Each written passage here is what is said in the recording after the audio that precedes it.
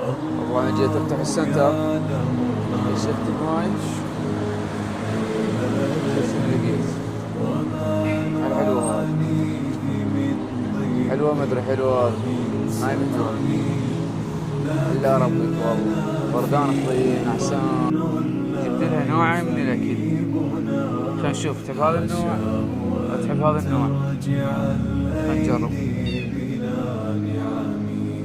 كم جاد من فضله قبل السؤال، وكم أعطى وأغنى بمحض الجود والكرم. الله يعلم ما نشكو من الألم، وما نعانيه من ضيق ومن سقم.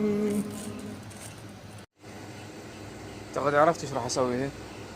راح اسوي له مكان تقضي حاجتها بيه. هذا الصندوق الصغير وهذا الكرتون. كمل شغل ونشوفكم النتيجة.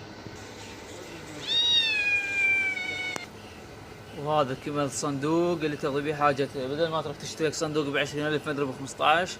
وهذا شحلاته، شوفوا لا يعبر تراب او رمل ولا شيء. هذا شغل انجريز انساه بعد. طبعا والله بواحد اجت وقعدت بالصندوق يقول تعرف هذا لها مخصصة. شنو؟ يلا بعدين اخذ شاي للبيت. تستاهل الاكل.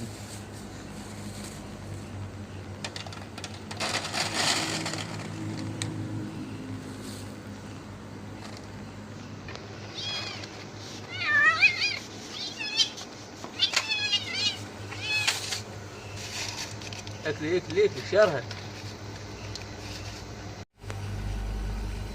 بالعافية. هنا امورك.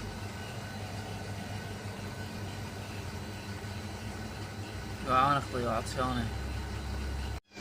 حنة، طبعا سميتها حنة، طلعت بنية هاي، سميتها حنة لان لونها حني. شبعت هسه وقعدت بالصندوق مالتها. انا راح اخذها للبيطرية انطيها علاج مال ديدان، تطعيم ثلاثي انطيها، خابيها ديدان وعن اي مرض اخطيه. هلا بحنة. طبعا ظلت تجي على الصوت سمع.